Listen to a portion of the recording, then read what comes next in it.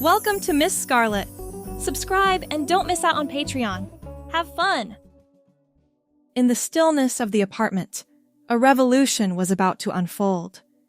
As the final night of the year ticked towards its conclusion, the atmosphere crackled with anticipation, like the pause before a symphony begins.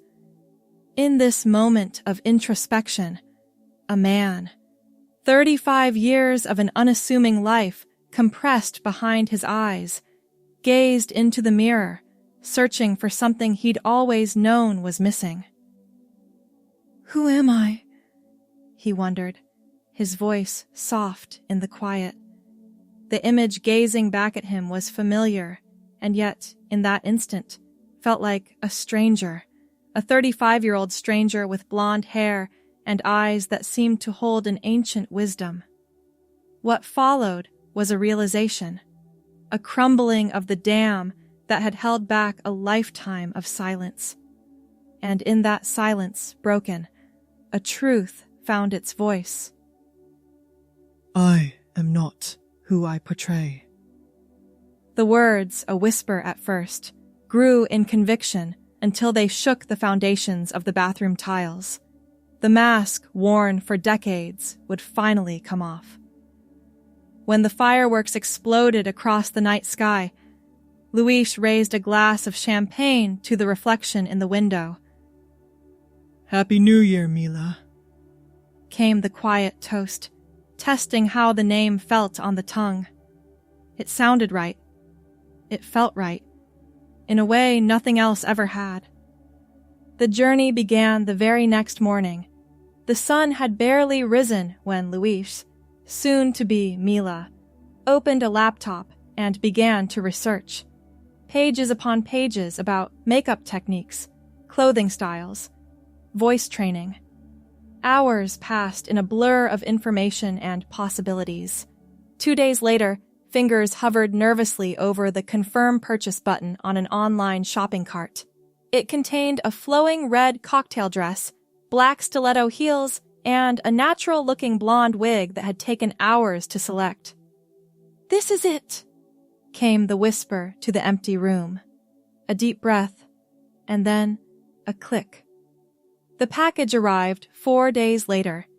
It sat unopened on the kitchen counter for hours, while pacing continued around the apartment. Finally, with hands shaking, the box was opened. The red fabric of the dress flowed like water between trembling fingers. The heels seemed impossibly tall, their glossy black surface reflecting the overhead light. And the wig, carefully lifted from its packaging, was the color of honey, the blonde strands falling in soft waves. In the bathroom, the transformation began. The wig settled into place, the blonde hair framing features that suddenly looked softer, more aligned with the inner truth. Makeup applied with an unsteady hand, foundation, blush, mascara, lipstick, each product bringing Mila closer to the surface. The dress slipped over shoulders that had always felt too broad but now seemed to carry the fabric just right. The heels added height that felt empowering rather than imposing.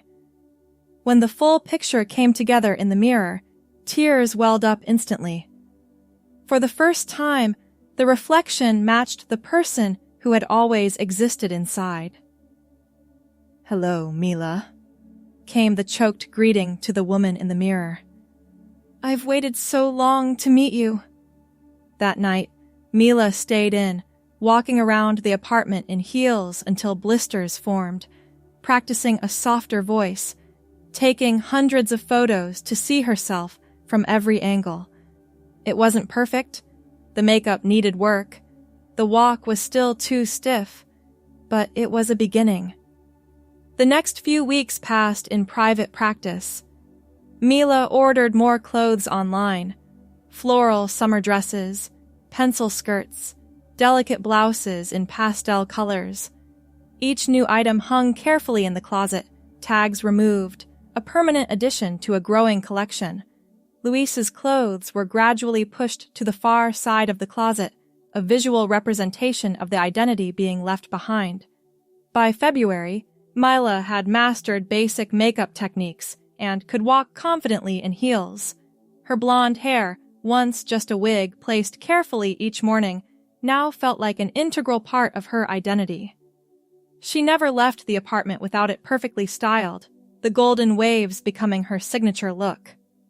The first public outing came on a cold Thursday evening. A coffee shop across town seemed safe enough, far from home, unlikely to encounter anyone familiar.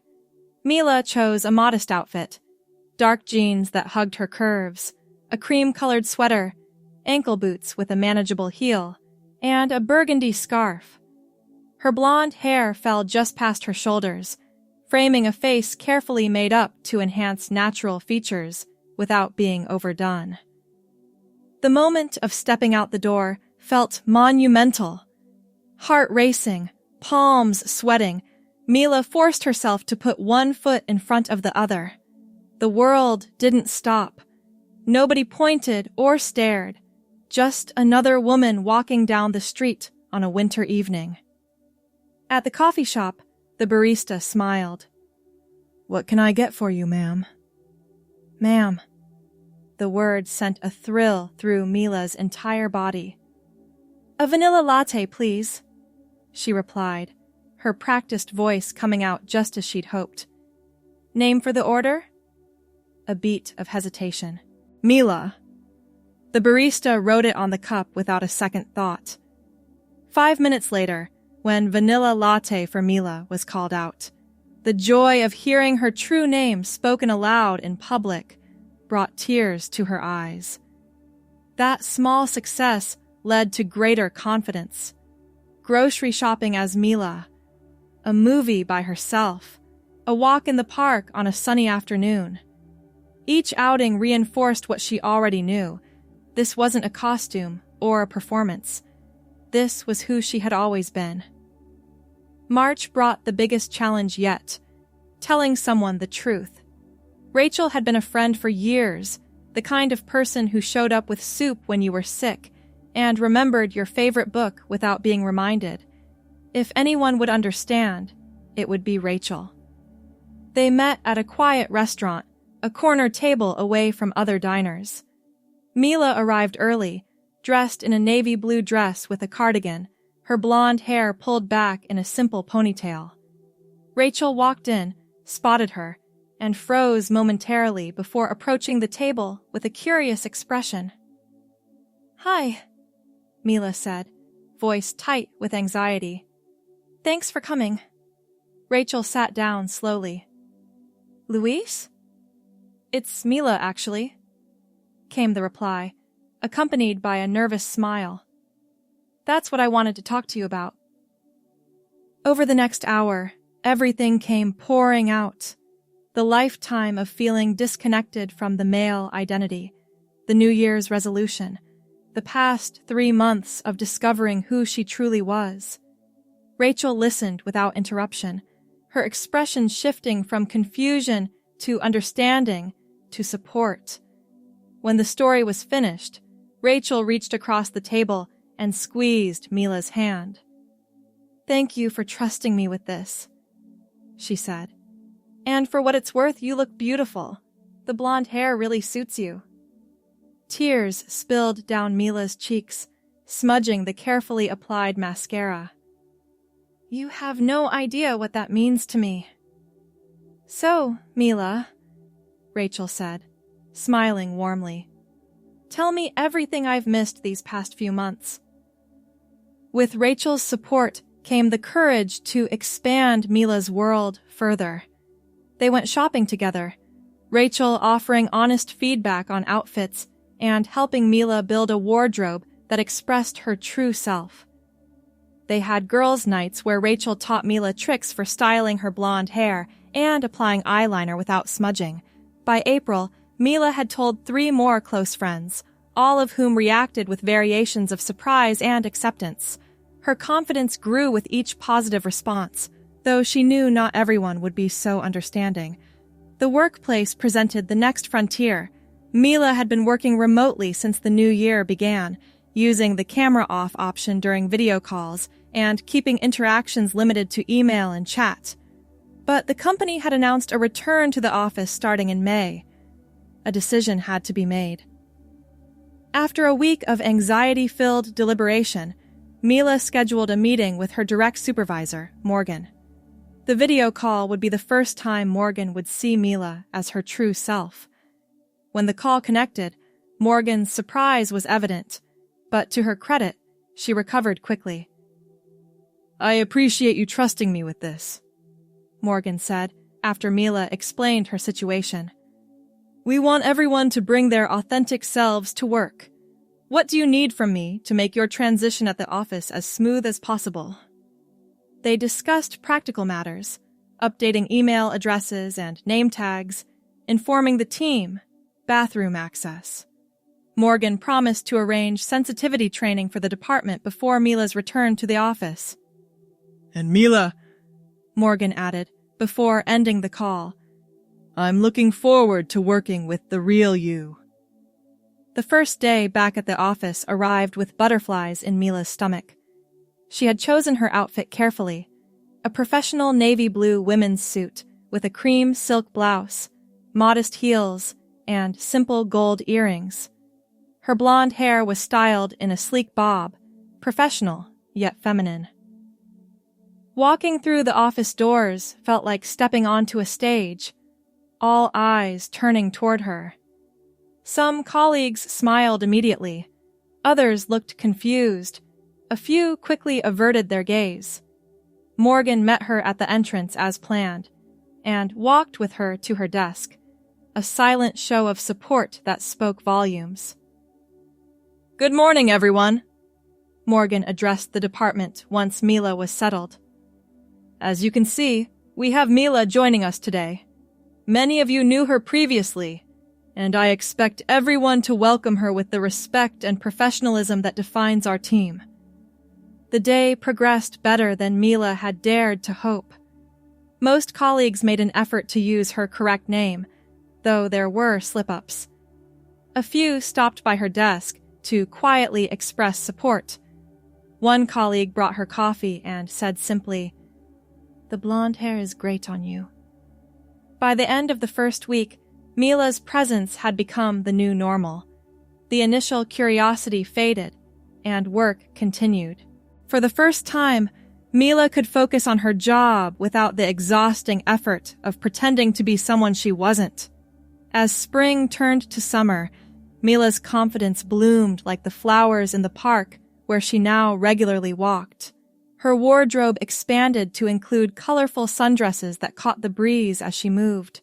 She experimented with different makeup styles, finding joy in the artistic expression that had been denied for so long. Her relationship with Rachel deepened into a best friendship neither had anticipated. They spent weekends exploring the city, trying new restaurants, and talking for hours about everything and nothing.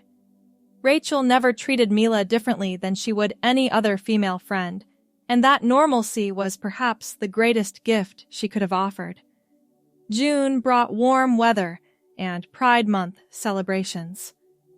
Mila hesitated, uncertain if she belonged in those spaces yet, still navigating her own identity. Rachel convinced her to attend a small gathering in the park. "You don't have to label yourself," Rachel reassured her.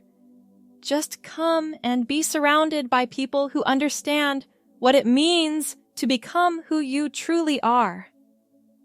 The afternoon in the park turned out to be transformative. Mila met others at various stages of their own journeys, exchanged stories, and, for the first time, felt part of a community that understood her experiences without explanation. "I like your hair," a woman told her as they waited in line for lemonade. "Natural blonde?" Mila touched her hair self-consciously. "It's a wig, actually." "Could have fooled me," the woman replied, with a genuine smile. "It suits you perfectly." That conversation sparked a decision. The next day, Mila made an appointment with a doctor who specialized in transgender healthcare. It was time to discuss options beyond external presentation: hormones, voice training, legal name change. The path forward would be long and complex, but Mila was ready to take the next steps. The summer months brought a series of firsts. First time swimming as Mila, in a modest black one-piece with a cute swim skirt. First family gathering. Her sister was supportive. Her parents were trying. First date. A disaster, but an educational one. By August, subtle changes had begun from the hormone therapy. Skin softened, body fat redistributed slightly, emotions ran closer to the surface. Mila documented the changes with weekly photos, amazed at the gradual transformation happening both physically and emotionally. Work continued to be a surprisingly positive environment. Mila received a promotion based on a project she had led successfully, the company's way of demonstrating that her identity had no bearing on their recognition of her professional capabilities. "I never expected this," Mila confessed to Rachel over dinner one evening. "When I made that resolution on New Year's Eve, I thought I was committing to a year of exploration. I never imagined I would find so much clarity so quickly." "So what happens when the year ends?" Rachel asked. "Will you make a new resolution?" Mila shook her head, her blonde hair catching the restaurant's soft lighting. "This isn't a resolution anymore. It's my life. There's no going back because there's nothing to go back to. Luis was the costume. Mila is who I've always been." September brought cooler weather and a letter confirming Mila's legal name change. Seeing Mila Elizabeth Bennett printed on official documentation brought tears to her eyes. She framed the document and hung it on her bedroom wall, a reminder of how far she had come in just 9 months. The name change necessitated updates to various documents: driver's license, bank accounts, social security card. Each change reinforced the permanence of her decision, anchoring her identity in legal recognition. At work, HR updated all her records without fuss. Colleagues who had known her before rarely slipped up with names or pronouns anymore. New employees who joined the company knew only Mila, the blonde woman in marketing who always had thoughtful contributions in meetings. October arrived with an invitation to her college reunion. The prospect of seeing people who had only known Luis sent anxiety spiraling through Mila's chest. After several days of deliberation, she decided to attend, viewing it as an opportunity to integrate her past with her present. She chose a sophisticated burgundy dress for the event, paired with black heels and a delicate gold necklace. Her blonde hair was styled in loose waves that framed her face, now softened by months of hormone therapy. The reunion was held at a hotel ballroom decorated with the university's colors. Mila arrived with Rachel as her +1, grateful for the moral support. They had barely entered when a voice called out, "Luis, is that you?" Mila turned to see Christopher, her former roommate, staring at her with undisguised shock. "It's Mila now," she replied, extending her hand. "It's good to see you, Chris." Christopher hesitated only briefly before shaking her hand. "Mila," he repeated, testing the name. "You look happy." "I am," she confirmed. "Happier than I've ever been." The initial awkwardness gave way to genuine conversation. Christopher introduced Mila to his wife, explaining, "We were roommates in sophomore year. Mila always had the best study notes in organic chemistry." Throughout the evening, Mila navigated similar encounters. Initial surprise, questions asked with varying degrees of sensitivity, and ultimately, acceptance from most. A few former classmates avoided her entirely, but their rejection stung less than it might have months earlier. "You handled that amazingly," Rachel said as they drove home. "I'm proud of you." "A year ago, I wouldn't have had the courage to show up at all, Mila replied. Now I can't imagine hiding who I am, even when it's uncomfortable. November brought Thanksgiving and the challenge of family gatherings. Mila's sister Emma had been supportive from the beginning, but their parents were still struggling to understand. After much discussion, they agreed to host Thanksgiving at Emma's house as neutral territory. Mila arrived early to help with preparations, dressed in a rust-colored sweater dress and leggings, her blonde hair pulled back in a simple ponytail. Emma greeted her with a warm hug. You look beautiful, Emma said. That color really brings out your eyes. Thanks for doing this, Mila replied, gesturing to the house decorated for the holiday. I know it's not easy for them. They're trying, Emma assured her. Dad asked me what to get you for Christmas. That's progress, right? When their parents arrived, there was an awkward moment at the door. Their mother hesitated before offering a stiff hug. Their father managed a nod and a, You look well. Dinner conversation remained carefully neutral until their mother accidentally used Mila's old name while passing the cranberry sauce. The table fell silent. I'm sorry, their mother said quietly. Mila, I'm trying. I know you are, Mila replied, reaching across to squeeze her mother's hand. It means a lot that you're here. By the end of the evening, something had shifted. The conversation flowed more naturally. Their father asked about Mila's job. Their mother complimented her earrings. Small steps, but meaningful ones. They'll get there, Emma said, as they washed dishes after their parents had left. They love you. That hasn't changed. I hope so, Mila replied. But even if they never fully understand, I can't go back to pretending.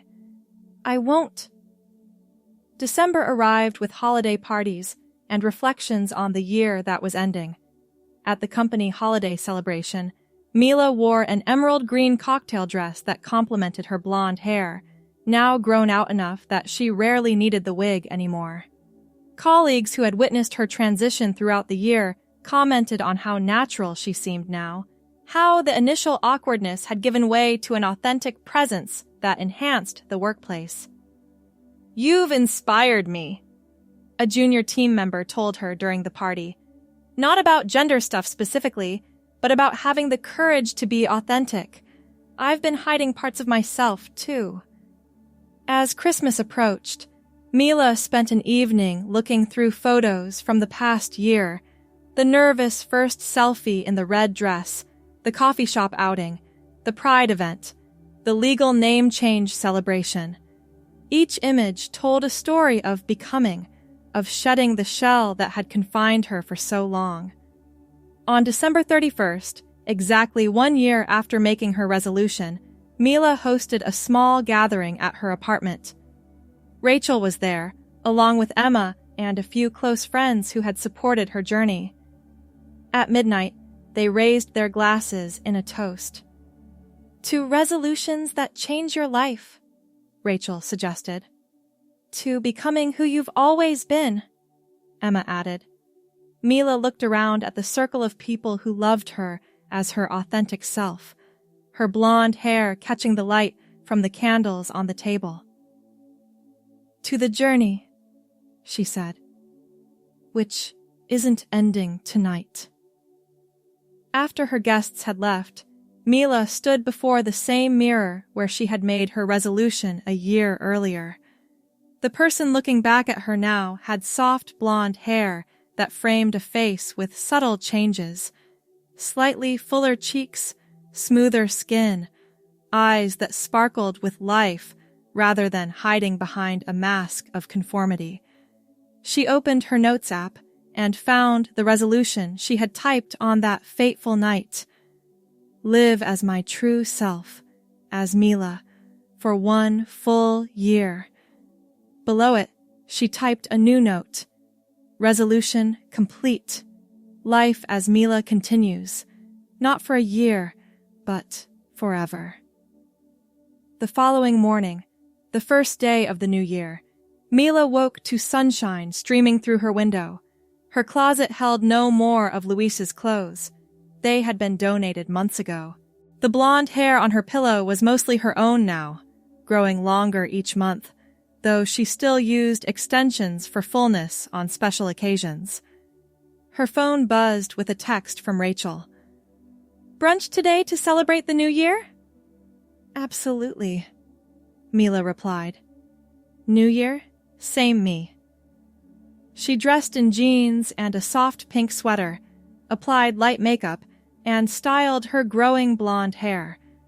The woman who looked back from the mirror wasn't perfect, no one was, but she was real in a way that Luis had never been. As she grabbed her keys and headed out the door, Mila realized something profound. The resolution had been fulfilled, but the journey had only just begun. There would be more challenges ahead, relationships to navigate, family dynamics to heal, perhaps surgery to consider one day. But the hardest part, the decision to live authentically, was behind her. She had stepped through a door that couldn't be closed again, nor would she ever want to close it. The path forward wasn't always clear, but for the first time in her life, she was walking it as her true self. Mila stepped out into the sunshine of the new year, her blonde hair catching the light, her steps confident in who she was and who she would continue to become. Thanks for watching, my girlies! Be sure to check out Patreon for more!